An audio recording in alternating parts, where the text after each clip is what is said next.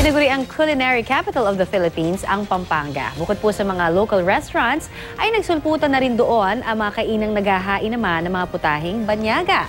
Kaya patok ngayon ang mga Pinoy food na may international twist. Halina't matakam sa balitang hatid ni Lala Roque.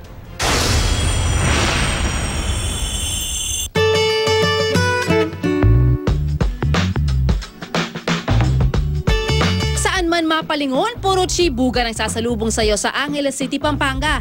Di lang Kapampangan cuisine, specialty rin daw ng mga lokal dito ang international cuisine. Ito na raw kasi ang in-demand ngayon, lalo pat halos 60% ng bisita sa Angeles City, mga banyaga. On a daily basis, 90% foreigners talaga. They really go here, they eat or they take out food. Buwan-buwan ding tumataas ang bilang ng mga turista sa Angeles dahil na rin sa kalapit na paliparan sa Clark. Old folks would even tell that kapag yung tinignan pa lang nila kung ano yung kulang sa timpla, sobra ito sa timpla, or tamang-tama ang ano niya, maganda yung pagkakaano ng flavor. Si Vincent Roque, tubong Kapampangan, matinding research daw ang ginawa para makapagtayo ng Japanese restaurant. Napapansin ko, marami na yung mga tourists na dumadaan dito at marami, mga Koreans, Japanese at mga Europeans din. Kukunti lang yung dito sa area nito, yung mga Kapampangan. Para tawag atensyon sa mga turista, nag-set up naman ng live Mongolian cuisine cooking ang mag-asawang Santos. Yung panlasa nila, iba-iba eh.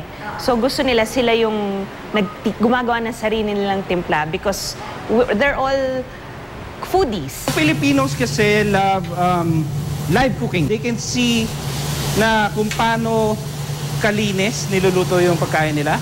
And then they know na lahat is bago. Ay sa tourism officer ng Angeles, sinisiguro naman daw nila, buhay pa rin ang Kapampangan cuisine sa gitna ng modernisasyon. Ang solusyon ng ilang restaurant doon, food fusion.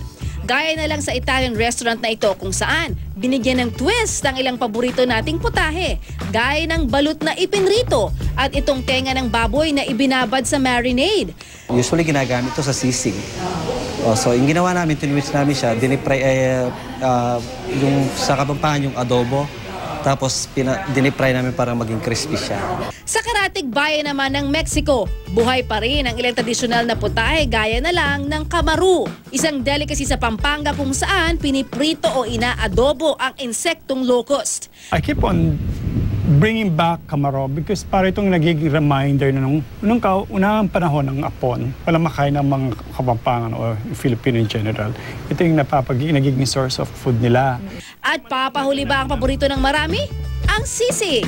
Ipinakita rin sa amin ng isang Kapampangan chef kung paano magluto ng sisig antigo, ang original sisig recipe ng mga Kapampangan.